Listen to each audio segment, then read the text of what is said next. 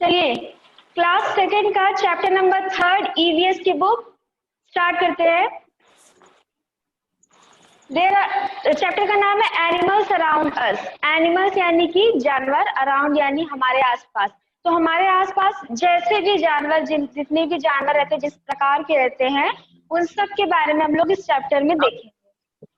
There are various kinds of animals in the world. We tame some animals because they are useful to us.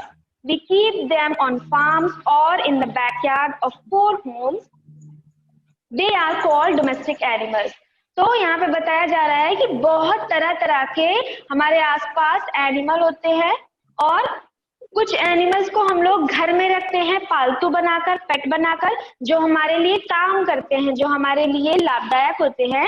And we keep them from farms. कहाँ पे हम लोग उनको रखते हैं? Farms बनाकर रखते हैं, जहाँ पर कई सारे एनिमल्स को अपने यूज के लिए इकट्ठा करके रखा जाता है। उस जगह को क्या कहते हैं? फार्म कहते हैं। और कुछ एनिमल्स को हम लोग कहाँ रखते हैं? बैकयार्ड में रख देते हैं। और उनको क्या कहा जाता है? Domestic animal. उनको पालतू जानवर, घरेलू जानवर कहा जाता है। अब देखते हैं पेट एंड डोमेस्टिक एनिमल क्या होता है। We see many animals around us. हम लोग अपने आसपास, आपने भी देखा होगा घर के आसपास कई सारे जानवर दिखाई देते हैं। Some animals like cats, dogs and parrots live with us in our homes are called pet animals. आपने देखा होगा बहुत सारे लोगों के घर में, आप में से भी किसी के घर में होंगे, पैरट होती है, कैट होती है, डॉग होते हैं। तो इन सब को जब घर में रखते हैं तो इनको क्या कहा जाता है? पेट एनिमल, पालतू जानवर कहा जाता है। Some animals like cows, goats, horses, sheep, ducks, etc. are kept on the farms. और कुछ जानवर जिनसे हम काम करते हैं, जो हमारे लिए यूजफुल होते हैं, उनको कहाँ रखते हैं? फार्म्स में रखते हैं।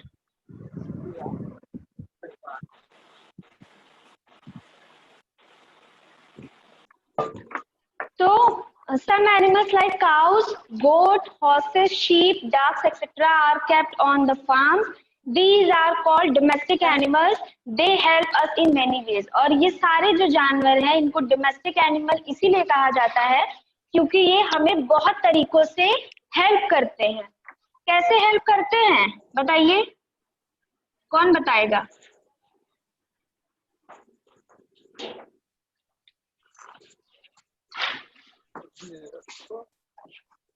Animals give milk. अब देखिए एनिमल्स क्या करते हैं, जिनको डोमेस्टिक एनिमल कहा जाता है, वो हमारे लिए किस किस तरह से हेल्प करते हैं, ये देखते हैं।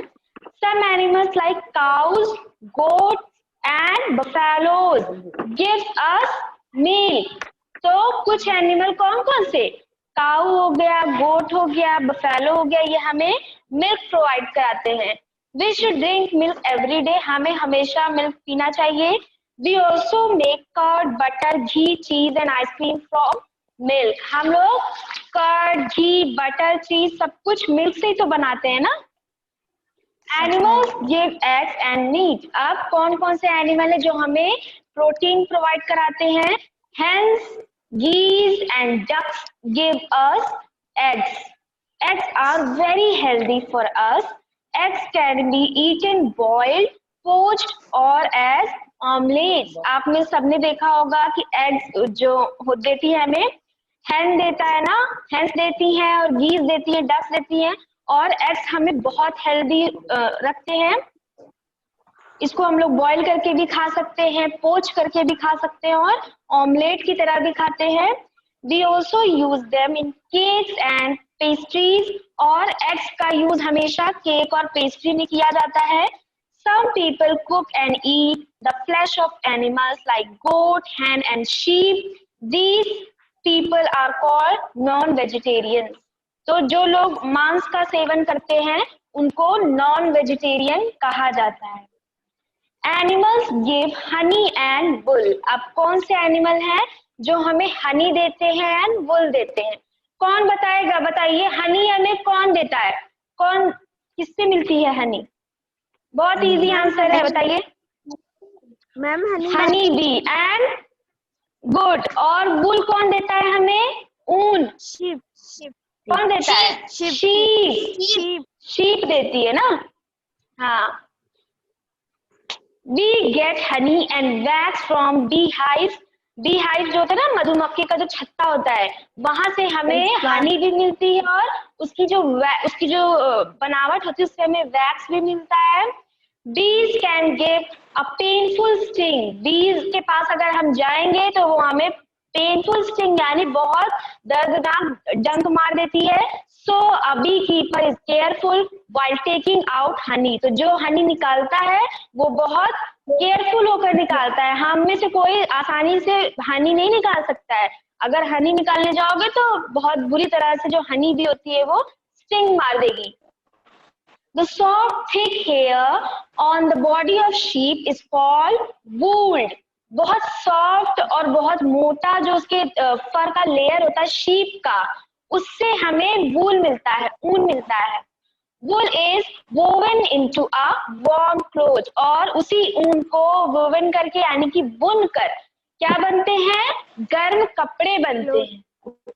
ठीक, तो सबको समझ में आया एनिमल्स के बारे में, कौन से एनिमल हमें क्या देते हैं। कुछ एनिमल हमें खाना देते हैं, कुछ हमें हनी देते हैं, कुछ वूल देते हैं, है ना। यस। तो आपका ये चैप्टर यहाँ से खत्म होता है। चलिए एक्सरसाइज देख लेते हैं। ये जो टिक द करेक्ट आंसर है इसका आंसर बताइएगा। अ hen gives us, hen क्या देती है, समझ आप बताएंगे, जिससे पूछेंगे वही बताएगा। मैम हैंस क्या देती है, एग देती है ना। Yes ma'am. अदिति,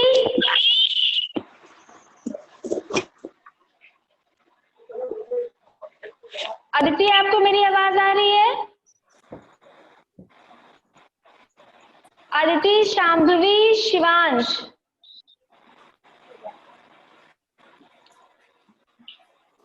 चीज इज मेड फ्रॉम, चीज किससे बनता है, अंशिका बताइए। मैम मिल्क से। वी गेट हनी फ्रॉम, कौन बताएगा, we get honey from, Arpit. Honey bee. Clothes made of wool keeps us, कौन बताएगा, cloth made of wool keep us, नहीं वार्म होगा बेटा, ए आंसर होगा इसका। जो वूल से, जो ऊन से कपड़े बनते हैं वो हमें वार्म रखते हैं, गर्म रखते हैं ना।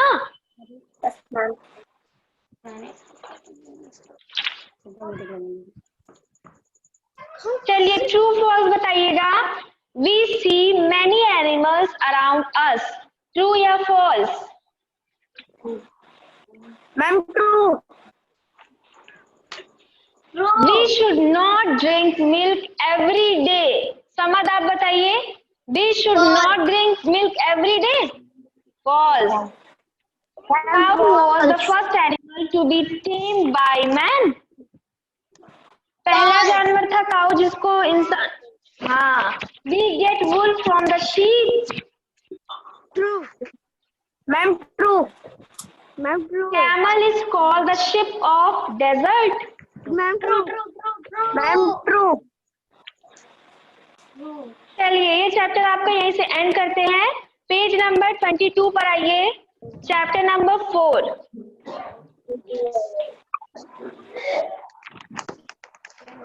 मिल गया सबको। Our body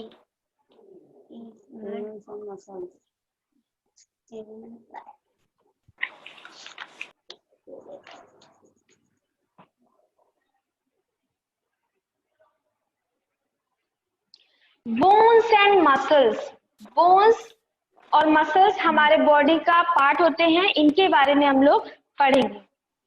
Our body is made of blood, bones, flesh and muscles. हमारी बॉडी किससे मिलकर बनी है, ब्लड से, बोन्स से, फ्लैश से एंड मसल्स से। इन सभी चीजों से मिलकर हमारी पूरी बॉडी बनी है। Bones and muscles give shape to our body.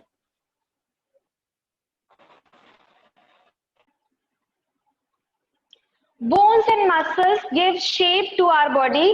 Bone अगर नहीं होगी तो हमारी बॉडी को कोई शेप नहीं मिलेगा।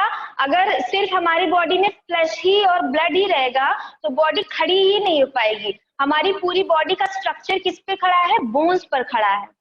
The human body has defined shape and size. Human body का एक साइज और शेप तय है। सबकी बॉडी का एक साइज होता है। The bones are the hardest part of our body.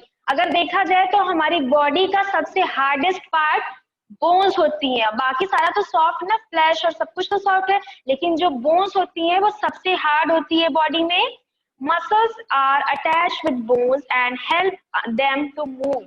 जो मसल्स होती हैं, जो मांसपेशियां हैं सारी बॉडी में, वो सारी बोन्स से अटैच होती हैं और यही हमें मूव कराने में हेल्प करता है। अगर सिर्फ बोन्स रहेंगी तो बॉडी एकदम स्टिफ हो जाएगी, लेकिन मसल्स और सब कुछ मिलकर बॉडी हमारी मूवमेंट करती है।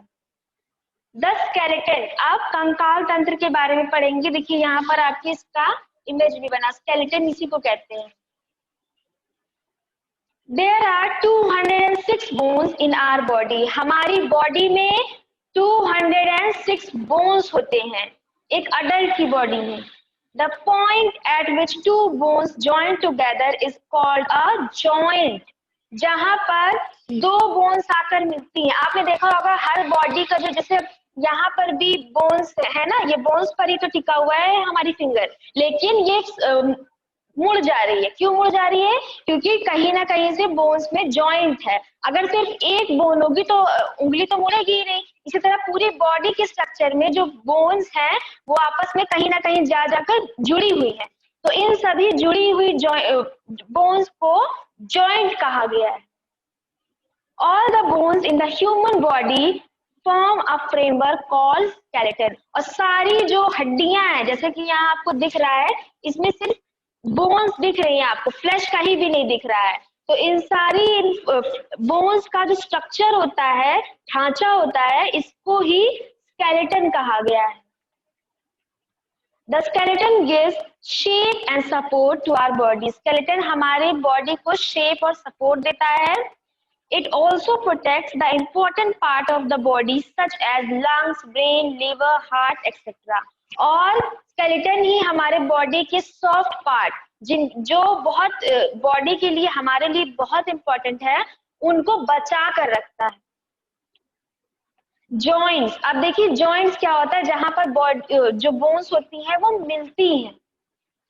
The places in our body where two bones are joined are called joints. आपको सबको पता है कि joint का मतलब होता है जुड़ना।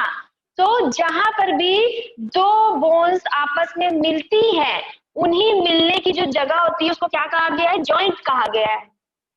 We can bend our body around the joints and muscles help us in moving our body. अभी बताया आपको, जहां पर हमारी जो ये बोन्स होती है, जहां पर जॉइंट होता है, जहां पर मिलता है, जैसे ये बोन, ये कई सारी बोन्स यहाँ पर जुड़ी हुई है। पहला तो यहाँ पर जुड़ा हुआ, फिर यहाँ पर, फिर यहाँ पर। तो पहले हम इसको भी हल्का सा बेंड कर लेते हैं, फिर इसको बेंड कर लेते हैं, फिर पूरा ये ऐसे बेंड हो जाता है। लेकिन अगर जॉइंट ना होकर ये सिर्फ सीधा होता तो ये ऐसे ही रहता, इसको हम बेंड ही ना कर पाते। तो जॉइंट्स जो होती है वो हमारे बोन्स को जोड़ कर रखती है और बॉडी को मूव करने में, बेंड करने में, झुकने में, मूव करने में बहुत हेल्प करती है। मसल्स क्या होती हैं? Muscles is the soft parts work together. Muscles जो होती हैं वो बहुत सॉफ्ट पार्ट होते हैं बॉडी, बोन्स सब कुछ तो सॉफ्ट होता है, लेकिन मसल्स भी सॉफ्ट होती हैं और एक साथ जुड़ी हुई होती हैं। They enable us to walk, run, bend etcetera. और मसल्स भी हमें चलने में, दौड़ने में और बेंड होने में हेल्प करती है। इफ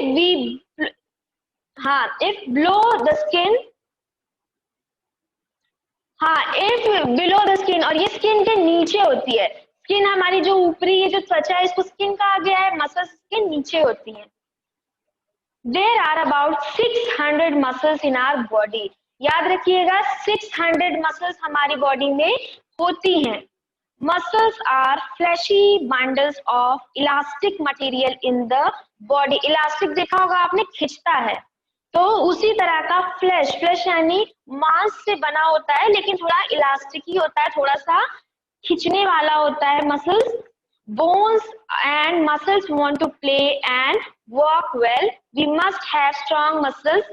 Bone जो हड्डियां होती हैं और जो मसल्स होती हैं ये साथ में मिलकर काम करती हैं और हमेशा हमारी मसल्स को स्ट्रांग होना चाहिए. अगर मसल स्ट्रांग होगी तो हमारी जो क्रियाएं होंगी वो बहुत अच्छे से हो पाएंगी, दौड़ना चलना सब कुछ अच्छे से कर सकते हैं. If we do not use our muscles, we will become fat and unfit. अगर हम मसल्स का यूज कम करेंगे, मसल्स का यूज नहीं करेंगे तो मोटे हो जाएंगे, अनफिट हो जाएंगे. डिफरेंट टाइप्स ऑफ मसल्स कौन कौन सी है? पहली तो है वॉलेंटरी मसल्स, इनवॉलेंटरी मसल्स और कार्डियक मसल्स. 3 टाइप की मसल्स हैं. अब रेगुलर एक्सरसाइज क्यों है, क्यों जरूरी है? Healthy food and regular exercise make our muscles strong. हमें हमेशा डेली उठकर एक्सरसाइज करना चाहिए और हेल्दी खाना खाना चाहिए. ग्रीन वेजिटेबल्स और प्रोटीन्स, दालें सब कुछ खाना चाहिए और डेली थोड़ी थोड़ी एक्सरसाइजेस करनी चाहिए. इससे हमारी बॉडी और मसल्स स्ट्रांग हो जाएंगी. Muscle became strong when we exercise regularly. अगर हम डेली एक्सरसाइज करेंगे तो हमारी मसल जो है वो स्ट्रॉन्ग रहेगी. Exercise help all the parts of our body to stay fit and work properly. हमेशा हमें टीवी के सामने बैठकर नहीं रहना चाहिए, नहीं तो घर के अंदर रहना चाहिए. अगर घर में भी है तो थोड़ा सा एक्सरसाइज करनी चाहिए, घर के काम करने चाहिए ताकि जो मसल्स हैं और जो बॉडी है वो एकदम अच्छे से वर्क करे. गुड पॉस्चर सबसे जरूरी है बच्चों के लिए, तो सबसे जरूरी है ये चीज कि अच्छे से पॉस्चर में बैठिए, अच्छी एकदम स्थिति में बैठिए. अब देखिए गुड पॉस्चर के बारे में सब सारे बच्चे ध्यान से सुनेंगे और इसको अप्लाई करेंगे. Posture is the position in which we keep our body while sitting, standing और मूविंग. पॉस्चर क्या होता है? जब हम लोग अपनी बॉडी को बैठते हैं, चलते हैं और मूव करते हैं, तो पॉस्चर बहुत ध्यान देना पड़ता है. Correct posture is necessary to keep our muscles and bones in good shape. Correct posture बहुत जरूरी है हमारी मसल्स को, बॉडी को गुड शेप में रखने के लिए. A good posture keeps a person healthy and makes him or her look smart. Correct posture gives proper shape to our body. जो करेक्ट पॉस्चर होता है वो हमारी बॉडी को अच्छा शेप देता है. सिटिंग पॉस्चर देखिए क्या क्या होते हैं. Keep your back straight. सबसे पहले तो अगर बैठ रहे हैं तो अपनी पीठ को सीधी रखिए. फिर keep your chest up. Chest को ऊपर की तरफ रखिए. Do not bend your shoulders. कंधों को झुकाकर मत बैठिए. अब खड़े होने की पोजीशन देखिए. Keep your back straight. हमेशा हर सिचुएशन में आपको अपनी पीठ सीधी रखनी है, बैठकर भी खड़े होकर भी. Keep your chest out and chin. एकदम झुकाकर नहीं बैठना है, सीधे एकदम स्ट्रेट बैठना है. अगर अभी से आप लोग का पॉस्चर गलत हो गया तो फिर बहुत मुश्किल हो जाएगी उसको सही करने में. आप लोग एकदम अच्छे से अपना पॉस्चर को मेंटेन करिए और ध्यान देकर बैठिए और खड़े होइए. वॉकिंग पॉस्चर क्या है? Walk with your back straight. यहाँ पर भी एकदम सीधे होकर चलना है. Keep your head up. अपने हेड को अप करके चलिए, सर झुकाकर नहीं चलना है. Swing your arms freely. अपने हाथों को सही से एकदम, ये नहीं एकदम स्टिफ रखना है, सही से जैसे भी वो स्विंग हो रहा करने दीजिए. वियर प्रॉपर शूज और फुटवेयर. अच्छे से चप्पल और शूज पहनकर चलना है. तो आपका ये चैप्टर यहीं से एंड होता है. नेक्स्ट क्लास में हम लोग इसके आगे के चैप्टर से कंटिन्यू करेंगे.